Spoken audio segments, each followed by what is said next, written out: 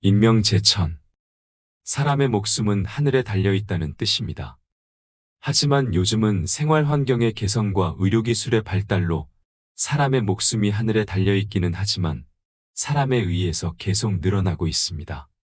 이제 100세 시대가 기본이 되어가는 모양입니다. 최근에는 120세 이야기도 심심찮게 나오는 것을 보면 인간의 수명이 앞으로 얼마나 늘어날지는 누구도 알 수 없는 상황입니다. 하지만 안타깝게도 고령자의 대부분이 아까운 노년을 낭비하고 있습니다. 잘못된 건강 상식을 바탕으로 불필요한 절제를 생활화하는 사람도 있고 정년이 곧 은퇴라 여기며 인생의 무한한 가능성을 차단하는 사람도 있습니다. 단언컨대 간단한 건강 상식만 있어도 똑같은 시간을 훨씬 즐겁고 행복하게 보낼 수 있습니다. 여기서 필요한 가장 기본적인 마음가짐은 할 수 없는 일을 한탄하지 말고 할 수 있는 일을 찾아 배우고 즐기는 것입니다. 나이가 많아서 불가능하다고만 생각하지 말고 지금 내가 할 수 있는 일을 찾아 나서는 사고방식이 필요합니다. 지난 30년간 노인정신의학 전문의로 6,000명이 넘는 환자들을 만나면서 정리한 노후에 대한 정답들이 있습니다. 그 정답들 중에서 핵심적인 것들만 7개를 간추려 말씀드리겠습니다. 좋은 내용을 듣는 것도 중요하지만 더 중요한 것은 실천하는 일입니다. 일상생활에서 바로 적용 가능한 것들이니 하나라도 마음에 와닿는 게 있으시면 바로 실천해 보시면 좋을 것 같습니다. 그럼 바로 시작하겠습니다. 첫 번째, 나이 들수록 외모에 신경을 써라. 심리치료법 중에 행동을 변화시켜서 감정을 조절하는 행동치료라는 방법이 있습니다. 흔히 알고 있는 인지치료와 대응하는 개념으로 이전과는 다른 새로운 경험을 시도하거나 습관을 바꿔서 마음을 치료하는 방법입니다. 이는 노화를 늦추고 젊어지는 방법으로도 딱 들어맞습니다. 기분이 좋지 않을 때 억지로라도 화장을 하고 머리를 다듬으면 마음이 한결 나아집니다. 보통은 행동보다 마음이 먼저라고 생각하기 쉽지만 때로는 마음이 행동의 지배를 받습니다. 다시 말해 예쁜 옷을 입거나 보톡스로 주름을 펴는 등 외모에 신경을 씀으로써 감정까지도 조절할 수 있습니다. 따라서 고령자일수록 외모 관리가 중요합니다. 지금까지 만나온 여러 환자들을 보더라도 겉모습이 노인에 가까울수록 감정의 노화가 더욱 성큼성큼 진행되어 결국에는 전신 기능이 쇠약해지는 경우가 많았습니다. 반대로 노인임에도 외모에 신경을 쓰는 사람은 대체로 건강했습니다. 요양원에는 보통 출장 미용사가 정기적으로 찾아와서 커트와 파마 염색 등의 유료 서비스를 진행하는데 직원들에게 물어보면 이러한 서비스를 이용하는 사람들은 대체로 인지장애 단계가 낮고 진행 속도도 더디다고 합니다. 저 역시 인지장애를 앓고 있는 고령의 여성이 공들여 화장한 모습을 보면서 어딘가 모르게 생기가 넘치는 듯하다는 느낌을 여러 차례 받은 적이 있습니다. 두 번째, 많이 씹어라. 예전에 초등학생을 대상으로 다음과 같은 기억력 테스트를 실시한 적이 있습니다. 다양한 색깔의 판을 배치해서 30초간 외운 다음 그것과 똑같은 순서로 색깔 카드를 놓게 하는 시험이었습니다. 그런데 이때 껌을 씹으면 정확도가 2배나 올라갔습니다. 연구 결과 껌을 씹으면 뇌의 혈류량이 증가했는데 특히 기억을 관장하는 해마의 혈류량이 크게 늘어났습니다. 이는 우리가 음식을 씹을 때 사용하는 근육인 깨물근이 3차 신경을 통해 뇌와 이어져 있기 때문입니다. 깨물근이 움직이면 대뇌와 편도체 같은 인지 기능을 담당하는 뇌 부위가 자극을 받아서 혈류량이 늘어납니다. 또 껌을 씹으면 치아를 감싸고 있는 치근막에도 압력이 전달되는데 이 역시 뇌와 이어져서 뇌를 자극하고 활성화합니다. 따라서 반대로 건강하지 못한 치아는 인지장애를 일으키는 원인이 되기도 합니다. 그 이유는 첫째로 씹는 횟수가 줄어들면 뇌로 가는 자극이 감소해서 인지기능이 떨어지게 되기 때문입니다. 둘째로 씹는 힘이 약해지면 신선한 채소와 같이 딱딱한 음식을 피하고 면처럼 부드러운 음식을 자주 먹게 되는데 그에 따라 비타민이 부족해져서 인지장애가 발생할 위험이 커집니다. 실제로 치아가 거의 없는 사람은 치아가 20개 이상 있는 사람에 비해 인지장애가 발생할 확률이 1.85배나 높다는 연구 결과도 있습니다. 이 때문에 건강하게 오래 살고 싶다면 돈이 많이 들더라도 틀니나 임플란트를 활용해서 치아 건강을 지켜야 합니다. 새끼 식사를 할 때도 젊었을 때보다 더 많이 씹어먹는 습관을 들여야 합니다. 이러한 작은 습관이 뇌의 노화를 막습니다. 세 번째, 고기를 먹어라. 강연장에서 고령자일수록 고기를 먹어야 한다라고 말하면 열의 9은 콜레스테롤 수치가 걱정된다는 대답이 돌아옵니다. 이러한 걱정을 덜어주기 위해 여기서 확실하게 언급하건대 콜레스테롤이 몸에 해롭다는 말은 가짜뉴스, 즉 잘못된 정보입니다. 오히려 노후에 건강하게 지내려면 콜레스테롤은 반드시 필요합니다. 애초에 콜레스테롤은 인간을 포함한 동물의 몸을 구성하는 지방의 일종입니다. 성호르몬과 세포막의 재료로서 생명체에게 없어서는 안 될 주요한 성분입니다. 그뿐 아니라 뇌에서 세로토닌을 운반하는 중요한 역할을 맡고 있습니다. 세로토닌이란 뇌의 신경세포들 사이에서 여러 자극이나 감정을 전달하는 신경전달물질 중에 하나입니다. 신경전달물질 하면 도파민이나 아드레날린이 유명하지만 세로토닌은 이런 신경전달물질의 분비량을 조절하는 지휘관 같은 존재로서 인간의 마음을 조종하는 역할을 담당합니다. 콜레스테롤은 이와 같은 세로토닌을 운반하는 물질로 콜레스테롤 수치가 높은 사람일수록 우울증에 걸릴 확률이 낮고 또 우울증에 걸리더라도 빨리 나을 수 있습니다.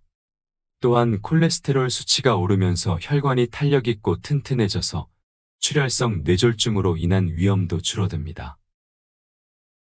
네 번째, 무슨 일이든 일을 해라.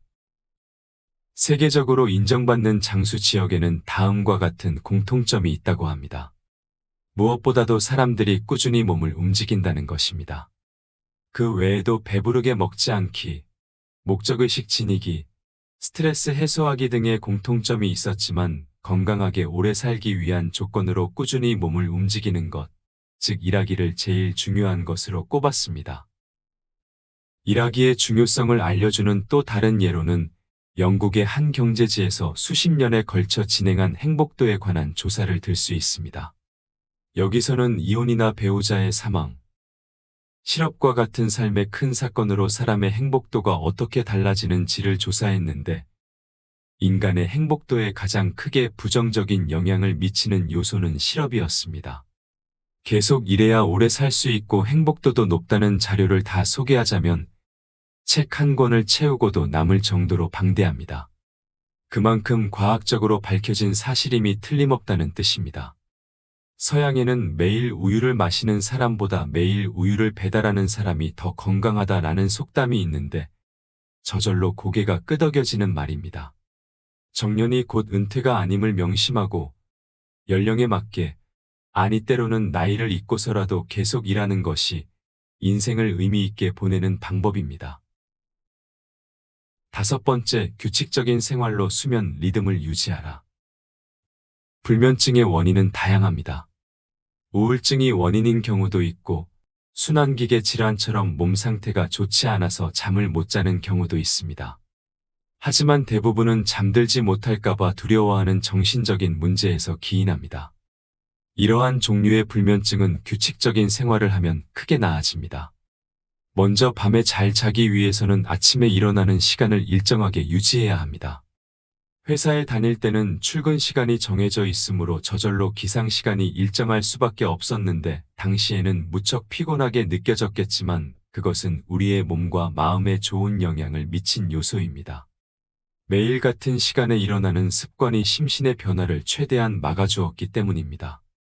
그러나 은퇴 후 기상 시간이 들쑥날쑥해지게 되면 세로토닌과 같은 신경전달 물질의 분비가 줄어들고 세로토닌이 부족해지면서 수면을 유도하는 멜라토닌도 줄어들어 수면장애를 겪게 됩니다. 따라서 신경전달 물질의 정상적인 분비를 촉진하기 위해서는 매일 아침 같은 시간에 일어나야 합니다. 전날 밤 푹 자지 못했거나 늦게 잠들었더라도 아침이 되면 평소와 같은 시간에 침대에서 나와야 합니다. 당일은 조금 피곤하고 졸리겠지만 길게 보면 뇌와 몸을 지키는 좋은 습관입니다. 여섯 번째, 매주 새로운 경험을 해라. 적어도 일주일에 한 번 혹은 2번은 새로운 경험을 해야 합니다. 그러면 1년에 거의 100회 가까운 새로운 경험을 하게 됩니다. 아주 사소한 일이라도 횟수에 포함시키면 좋습니다.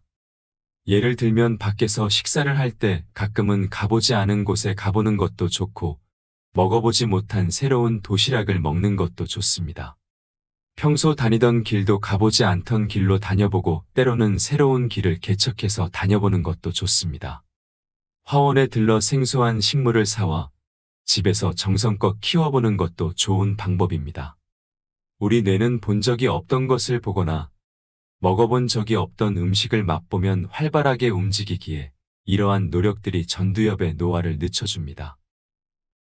노후에 필요한 것은 오늘 할 일과 내일 갈 곳이라는 말이 있습니다. 매일 해야 할 일과 매일 가야 할 곳을 수첩에 적어 놓으면 노후를 긍정적으로 보낼 수 있습니다. 그래서 월초나 연초는 고급 수첩을 하나 장만할 것을 추천합니다. 하루하루 꼼꼼히 적는 습관을 들이면 또 다른 일정이 생기기 때문입니다. 마지막 7번째, 매일 비타민C를 먹어라. 미국에서 지능지수와 비타민C와의 관계성을 연구한 실험이 있었습니다. 유치원생부터 대학생까지 351명을 2집단으로 나누어 한 집단에는 비타민C가 많은 식사를, 한 집단에는 비타민C가 부족한 식사를 제공했습니다. 그리고 IQ 테스트를 실시한 결과 비타민C를 많이 섭취한 집단의 지능지수 점수가 더 높은 것을 나타났습니다. 비타민C가 두뇌에 좋은 영향을 미치는 이유는 항산화 작용 때문입니다. 뇌세포가 산화되어 손상을 입으면 뇌 전체의 활동이 둔해지고 혈관의 경우도 산화되면 뇌에 필요한 산소와 영양소를 제대로 공급하지 못하기 때문입니다. 비타민C는 뇌와 혈관뿐만 아니라 몸 전체를 위해서도 꼭 필요한 영양소입니다. 비타민C는 크게 부작용도 없고 가격도 저렴하니 매일 식사 때마다 꼭 챙겨 드시기 바랍니다. 지금까지 와다 히데키의 책 70세의 정답에서 핵심적인 내용을 발췌하고 각색해서 함께 들어봤습니다. 와다 히데키의 조언들은 30년간 6,000명 이상의 환자를 만나면서 얻은 소중한 경험을 바탕으로 합니다. 외모 관리부터 식습관, 일과 생활 리듬까지 모두 일상에서 쉽게 실천할 수 있는 것들입니다. 특히 주목할 점은 이러한 습관들이 단순히 신체적 건강뿐만 아니라 정신적 건강에도 큰 영향을 미친다는 것입니다. 외모 관리는 자존감을, 꾸준한 일은 삶의 의미를, 새로운 경험은 뇌에 활력을 가져다 줍니다. 100세 시대를 살아가는 지금, 나이는 더 이상 제약이 아닙니다. 할 수 없는 일을 한탄하기보다는 할 수 있는 일을 찾아 도전하는 자세가 중요합니다. 오늘 소개한 7가지 습관을 하나씩 실천하면서 여러분의 건강한 변화가 시작되셨으면 좋겠습니다. 마지막까지 시청해 주셔서 감사합니다.